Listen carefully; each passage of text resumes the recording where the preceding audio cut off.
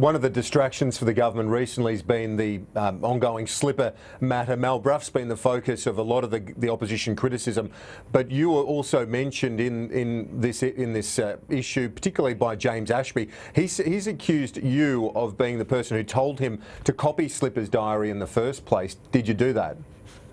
Well, as I've said in a lot of media interviews over many years, this has been going on for a very long time. He came to me, he was very upset, he was very agitated. It was in the Mural Hall in Parliament. As you know, it's an area where there's a lot of people. He sat down with me and he read those awful text messages from Peter Slipper. He was in tears. I said to him, I don't know how you make a complaint. Let me find out how you make a complaint. Went away and did that, came back and I said, this is how you should make a complaint. I suggest you talk to a lawyer.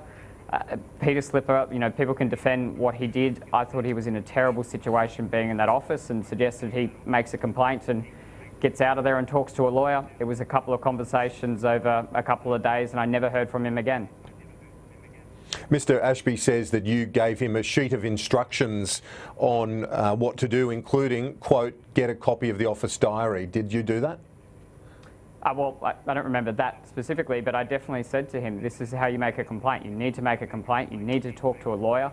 I think if somebody has been sexually harassing you, regardless of how powerful that person is, regardless of, this case, he was the Labor Party's choice for Speaker, it's incredibly important that that person makes a complaint and gets out of that environment. And I tried to help someone who came to me and said that they had been sexually harassed. I don't know what else anyone would do. And as I said, it was literally a couple of conversations over a couple of days and I never heard from him again. And, my concern at the time was that this person who was, I think, maybe I'm wrong, but I think those text messages, what he was doing, the fact that a grown male was in tears, that was sexual harassment from a very powerful person. He absolutely had to make a complaint. I don't know what else you would suggest someone does in that situation.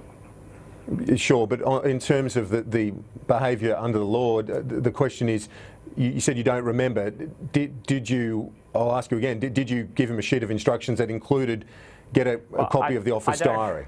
I mean, this is a conversation from years ago. I don't remember that specifically, but as I said, I sat down with him. This has been on the public record for a very long time, and I said, make a complaint and, talk to the Department of Finance, diarise events that are happening, keep those text messages, that sort of thing that you would go through when you're making a complaint. I can't remember exactly what I said years ago, but that was the nature of the conversation. This was a grown male who was in tears, who had been through an awful experience working in Peter Slipper's office, somebody that everyone knew the Labor Party and others would try to protect. But if you've been sexually harassed, regardless of how powerful that person is, surely you should make a complaint and talk to a lawyer. As I said, I don't know what else somebody would do in that situation. Prior to giving him your advice, did you seek advice from Mr. Pine, the leader of the government in the House?